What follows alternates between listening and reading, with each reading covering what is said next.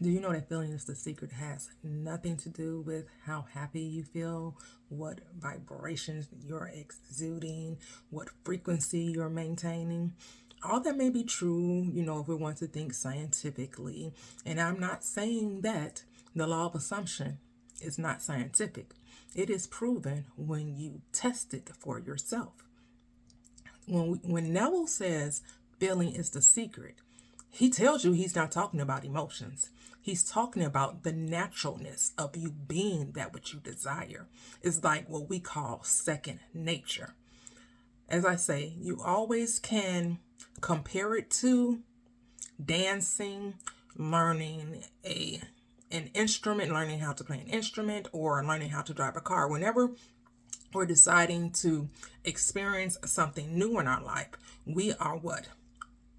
Ultra focused, right? On that thing in the beginning. In the beginning, we are just so hyper focused on what it is we want to learn to do. So like driving a car. When you first drive a car, right, you're paying attention to everything. You're making sure you got 10 and 2. You're making sure, your mirrors are right. You're making sure you're not too close to the curb. You're not too close to cars, that you're signaling, that you're not, using any other devices. You may even have to have the radio off because you are very focused on learning how to drive. And then once you learn how to drive, it becomes second nature. Now you're not so laser focused, as we say. Now it's just a part of your subconscious and you don't even have to think about driving, right? It's what? Second nature. Same thing with a dance. When you're learning how to dance, the difference between these outward physical experiences is that when you want to manifest something that you absolutely have no idea what it looks like, you can do everything in your mind.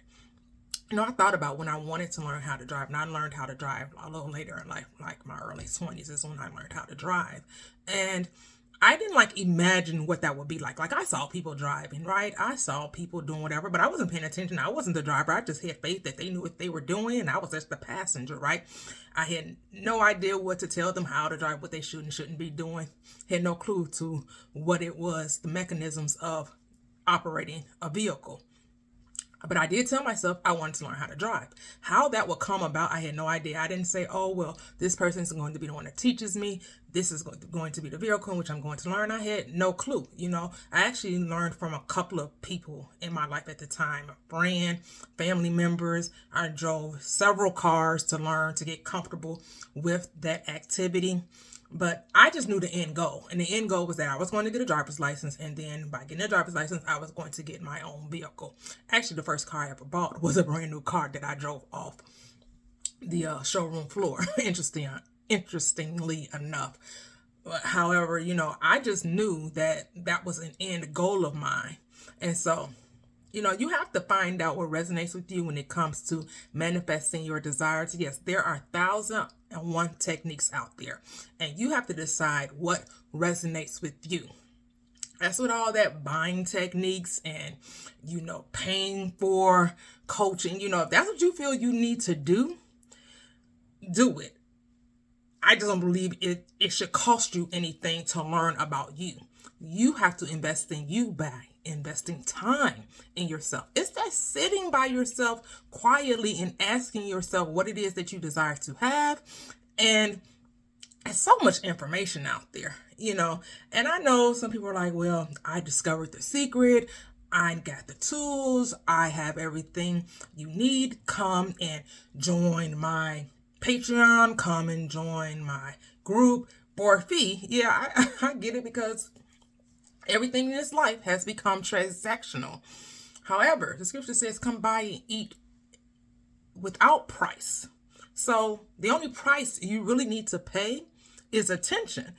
I get it that people don't want to take that time to know self. People don't want to take that time to really discover what's being said. And then when people offer it for free, they kind of look at it like, if it's free, it must not be worth anything. If it's free, it must not be of great value or quality. A, your perception, you have the right to that thought process. I know that my life is the better. From my understanding and my real sincere desire to have a better life, to have peace of mind, to have money in the bank, to travel, and I get to do all of that. And I don't work outside the home. I started a business with a best friend that eventually left, and now it's just my husband and I. And, he still works a full-time job. I actually have not worked since 2017. I've had little odd jobs here and there, but nothing that was of any real consequence. It was just doing something that I want to do, seeing, what I liked, what I didn't like. And actually, I like being at home. I enjoy it. I know some people can't relate. To each his own. I like the freedom that I have, that I don't have to punch any clocks. I don't have to, do something that I really didn't enjoy doing. That's the blessing that I have in my life.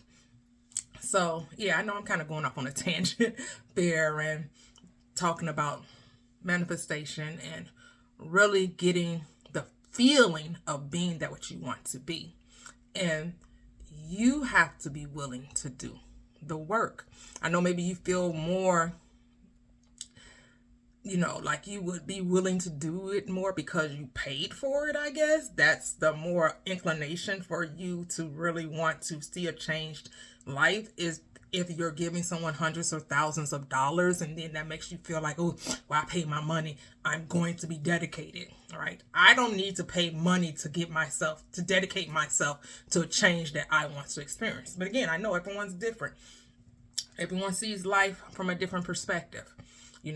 I do Neville Goddard talked about how he did not charge people for this knowledge. Yes, he wrote books, but you can get his books for free. I don't know how much he charged for his books. I don't know if eventually he started giving his books away. Yes, we do know that he published books. We know that he did give lectures. We do know that he asked for people to pay for the building in which they heard the lectures, but that was it. He only collected money to pay for the time in which they spent there. So it didn't sound like he was getting rich off of people or making people pay for his time. Like, he always talked about people calling him all the time or him having meetings with people, and never have we heard people say that cost them extra money. Again, I know people are doing whatever they feel is necessary. It just reminds me of church. Like church telling you that in order for God to bless you, you have to tithe. And then you have those on this side, in the spiritual community, saying, well, if you want this manifestation to take place, you have to be willing to invest in yourself. And invest in yourself means giving your money to another person to help you along your journey. To me, you're saying the exact same thing, saying that I have to pay for a manifestation, that the only way I can go to the next level, I have to be willing to invest money. When that is not what the biblical teaching at all. That is not what the ministry of Christ was. Because remember, I tell you that the Bible is a psychological truth. The Christ consciousness, the central figure of the Bible, when he went around doing his miracles and teaching the truths of who we are, when people asked him to do certain things or that they wanted certain things, he was never like, well, first, did you pay your tithes? Well, first, he just said, what would you have of me? They asked or told him what it was. And then he said, according to thy faith, it has made you whole. Or, it is done unto you as you believe. They're like, just speak the word and go about in peace. And in that self-same hour, the blessing or the miracle had taken place. So I don't know where we get this whole transactional thing when it comes to becoming that what you desire to be. And I noticed that all those people who charge never said like they went to some guru or they went and spent tens of thousands. They read a book, they figured it out, and now they're like, well, since I figured it out and they don't know, and I say that I know because look at all the money, the fancy stuff I have, look at, my life, and they're making you believe that they got this somehow differently than you would get it. No, I mean, I don't know. It just confuses me.